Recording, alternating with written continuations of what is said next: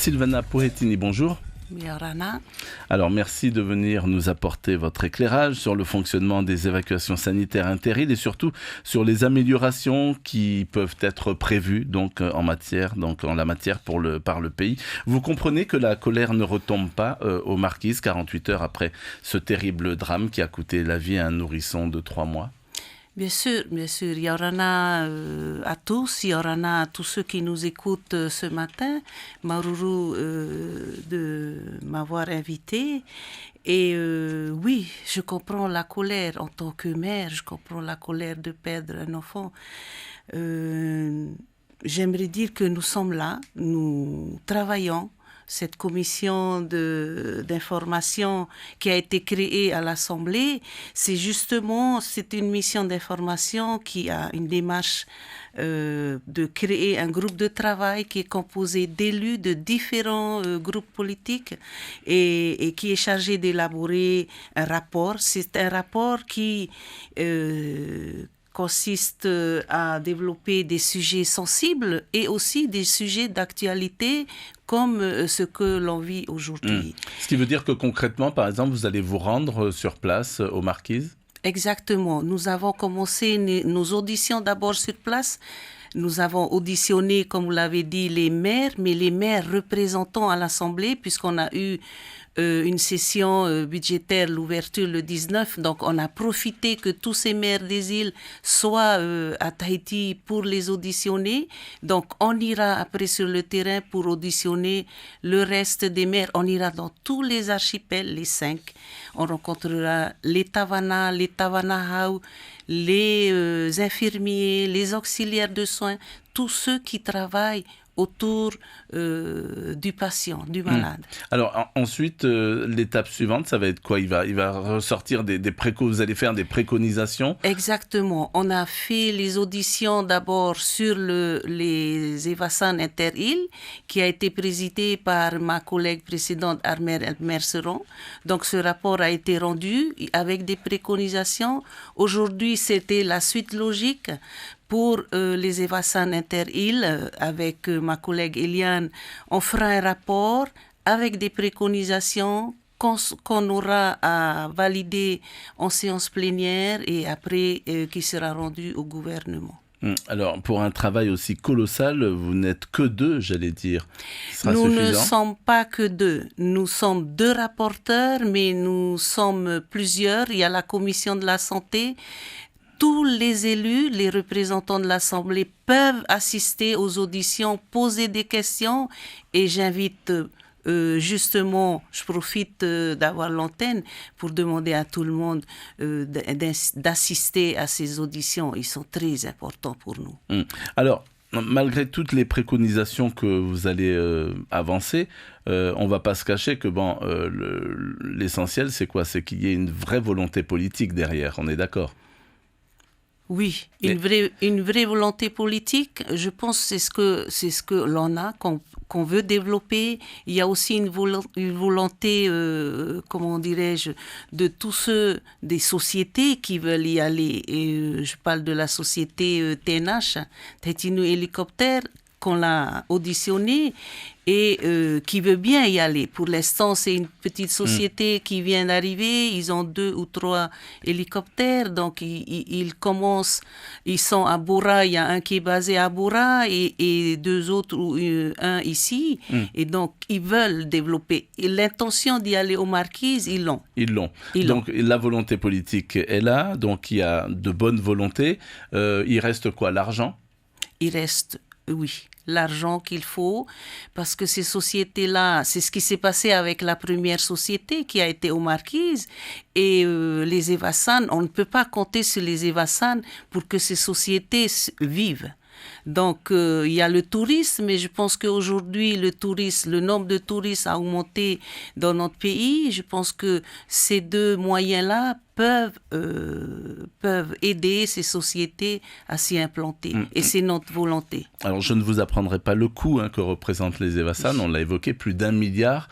Il faudra faire face. Où trouver l'argent, finalement ? Où trouver l'argent ? Il y a le pays, il y a aussi l'État peut-être qu'il faudrait justement... Au nom de la continuité territoriale peut-être ? la continuité territoriale ou bien l'État avec la sécurité, ce sont ses compétences.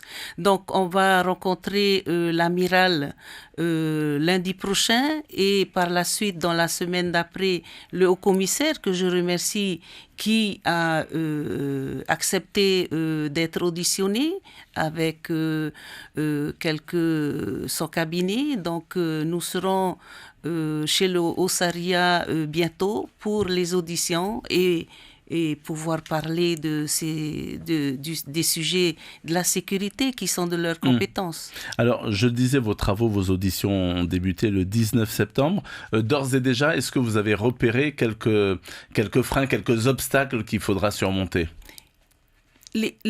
L'obstacle, moi, je l'ai ressenti, c'est au fait le moyen de communication qu'on a, de personne à personne, de service à service, et peut-être pas assez entre les institutions, entre nous, pour parler, parce qu'on a constaté qu'il y a plusieurs personnes qui font presque la même chose, il y a des doublons, mais qui travaillent en colonne. Notre problème, c'est ça, je pense. Le plus gros des problèmes qu'il faut, il y a des moyens qui sont mis en place. Il y a plusieurs moyens pour la même chose. Alors que si on mettait, on désignait un service ou un groupe de personnes qui géreraient tous ces moyens, je pense que ça reviendrait moins cher pour nous. Ça faciliterait le travail ? La communication, je pense, est très importante dans dans les auditions qu'on a ressenties. C'était un petit peu ça qui... Une meilleure coordination dans le cadre du schéma d'aménagement du territoire, le sage Jean-Christophe Bouissou, le ministre de l'aménagement du territoire en charge des transports interinsulaires, souhaite un aéroport de dégagement au Tuamotu. Donc, il a cité Rangiroa qui pourrait servir de plateforme de développement. Alors ça, c'est plutôt à longue échéance, c'est pas pour tout de suite, mais à courte échéance, qu'est-ce qu'on peut d'ores et déjà peut-être dire pour les populations des archipels ? Qu'est-ce qui peut être fait à courte échéance pour justement soulager ou les rassurer par rapport à ces évacuations sanitaires qui ressemblent vraiment à une roulette russe, n'ayons pas peur des mots. Oui, je pense, mais...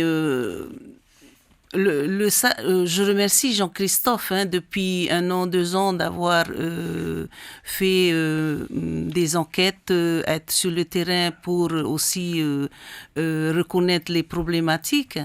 L'aéroport de dégagement à Rangui, oui, mais je suis contente qu'aujourd'hui on parle d'aéroport régional. Régional, c'est très bien, mais... en tant que marquisienne, j'aurais aimé qu'on parle d'aéroport international, mais on nous dit que régional, c'est très bien avec le Pacifique, avec Hawaï. Et puis, je pense qu'on est en bonne voie, on a encore... c'est très lent. Aujourd'hui, il va mettre en place des enquêteurs qui iront, je vous ai entendu dire, dans les archipels, mais aussi il y a un bureau qui sera placé pour les îles du Vent à l'Assemblée pour pouvoir recueillir aussi les avis de la population des îles du Vent. D'accord. Mais concrètement, qu'est-ce qu'on peut faire, qu'est-ce qu'on peut apporter comme première solution ? Là, si vous vous adressez, par exemple, aux populations de Wapo qui nous écoutent ou des marquises plus généralement, vous allez leur dire quoi ? Il faut du personnel qui manque. Aujourd'hui, le personnel vieillit. Les médecins, ce sont des retraités qui viennent aux marquises parce que les plus jeunes, ils ne veulent pas y aller. C'est un problème pour nous.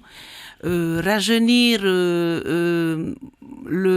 l'avion, le Twin Otter, il y en a 2 qui sont aussi vieux. Oui, tous les pilotes n'acceptent pas d'y aller. Les pilotes aujourd'hui, c'est ce qu'on a ressenti vers Air Archipel, que leurs pilotes sont des pilotes qui vieillissent aussi et qu'il faut rajeunir. Et le problème avec les pilotes, ce sont des jeunes qui ne connaissent pas les 2 aéroports, qui sont très difficiles d'accès, Wapo et Wahuka. peut-être à Toona aussi. Il faut reconnaître qu'à Toona, de par la hauteur de la piste, de temps en temps, on ne peut pas atterrir parce qu'il y a des gros nuages par mauvais temps. Donc, tout ça est problématique. Donc, tout le monde, ce qu'il faudrait, tout le monde doit se mettre autour d'une table et réfléchir et dire et reconnaître les problèmes qu'on a, que depuis longtemps, chacun fait du mieux de son côté et je pense le fait de se mettre autour d'une table et de communiquer, de parler, on pourra sortir des résultats. Et trouver donc des solutions. Des solutions. Une toute dernière chose, le calendrier, c'est quoi donc de vos travaux ? Alors, nous avons commencé le 19, nous auditionnons le plus possible parce que c'est un gros budget, donc ça coûte cher d'y aller dans les îles. Donc, nous profitons de tous les services, le personnel, tout ce qu'il y a qui peuvent venir à Tahiti. Donc, nous demandons à chaque fois, selon les disponibilités. Très, très vite. Et donc, du coup, on ira sur le terrain, comme vous l'avez dit, début janvier, et puis on auditionnera tout le personnel sur place. Merci beaucoup, Silvana Poetini, d'avoir répondu donc favorablement à notre invitation. Je rappelle que vous êtes élue du Tapurawira Atira à l'Assemblée et une des rapporteurs avec Eliane Tevahitua, donc de la mission d'information sur les conditions de prise en charge des patients bénéficiant d'une évacuation sanitaire Interîle. Une toute dernière chose, cet après-midi, 15h, aura lieu l'enterrement du petit Hoane. Le gouvernement y sera représenté ? Je ne sais pas pour l'instant. Je pense qu'on a 2 représentants qui sont là-bas et je compte sur le maire de Nukuhiva, Benoît Kautai, en tant que représentant du Nord, pour y aller. Merci encore.